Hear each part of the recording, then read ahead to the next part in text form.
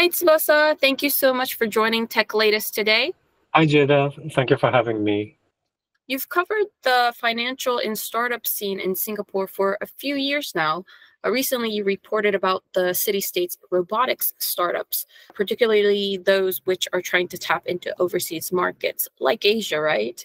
That's right. I had the chance to interview a local startup called LionSpot, and this company builds cleaning robots for business use. They're one of the leading players in Singapore, and the robots can be seen at hospitals, airports, office buildings, and even local museums. So, with growing demand, they recently opened a new factory in Singapore, and they say it's the largest such site in Southeast Asia for similar cleaning robots. And these demand not just from Singapore, but in the US, Europe, Japan, and Australia, and particularly from developed economies with bigger demand in cleaners. So, over the past decade or so, Singapore has become a famous startup cluster, but it has been mostly known for software companies. I can talk a bit more later, but it's quite rare to see those focusing on hardwares. We're seeing the rise of AI doing many amazing things, but I was quite keen to see and tell how this new technology is being adopted in hardwares and beyond smartphones and computers. I see. And your story actually includes a very nice video, which gives us a glimpse of what these robots look like. You took the video and actually went to the factory. How was it seeing the robots in person? What were your thoughts? That's right. It's always fun to get to see and feel these technologies in person. So the factory is basically about a 30-minute drive up north from the central area in Singapore and actually just near the border with Malaysia. Unlike the busy financial district, the factory is located in an industrial complex and it occupies one of the floors with about 5,000 square meters in size. And inside, you can see rows of shelves with components and workers assembling the robots. And potential clients can visit the testing area too. So the company has several models. The robots, which come in various sizes, and some are as tall as 1.5 meters. And using high precision sensors like and AI, these robots are programmed to clean tight spaces, and they require only remote supervision. So basically, the cleaners can control a fleet of these robots using just their smartphone apps. And even if the robots are cleaning different floors, the cleaners can receive real-time updates on the cleaning progress.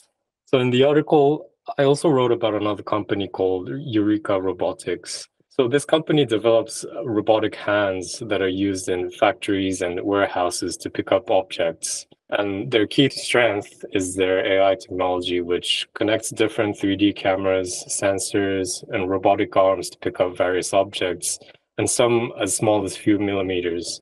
And they're also seeking to expand outside in Asia, particularly Japan. And they've also announced some partnership with Denso and Bridgestone.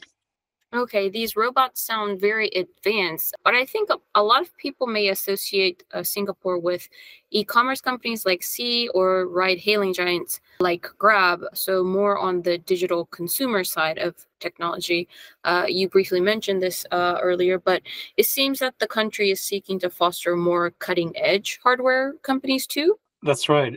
In Singapore and even more broadly in Southeast Asia, I think there have been many consumer services startups focusing on e-commerce, ride-hailing, and food delivery and fintech, for example.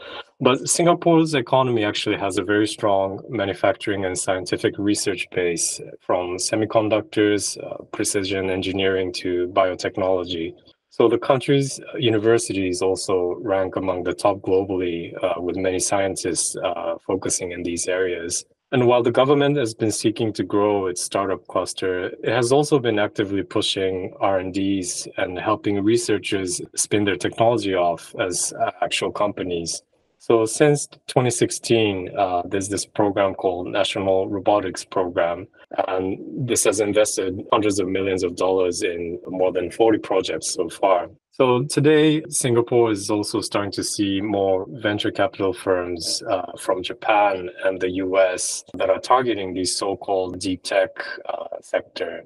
So, in addition to investing in promising companies, they also bridge these startups to large enterprises from outside that are seeking to innovate themselves together with young companies.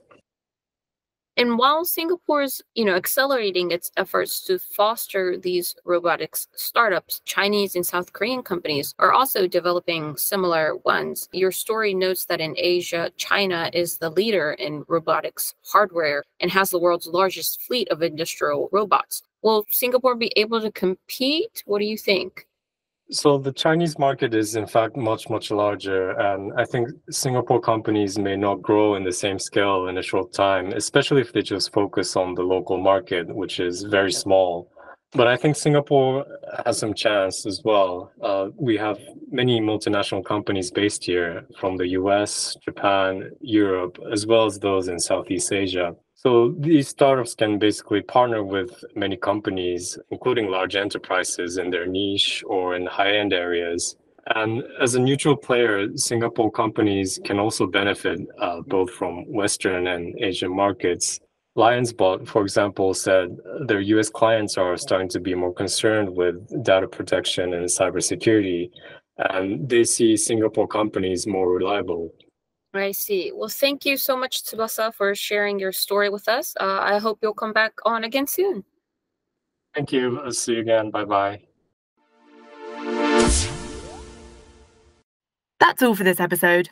You can read more of Tsubasa's reporting, along with a host of other stories about Asia's tech industry, on Nikkei Asia's website, asia.nikkei.com. And if you like what you hear, why not subscribe to our weekly Tech Asia newsletter, which will be delivered to your inbox every Thursday. There's a link to sign up in the show notes. And whilst we've still got you, if you're enjoying Tech Latest and would like to support us, please do give us a follow on whichever podcast platform you use. We also really appreciate any reviews you can leave, as these help new listeners to find our episodes. Thank you for listening, and check back in next time for more updates on the tech trends that matter.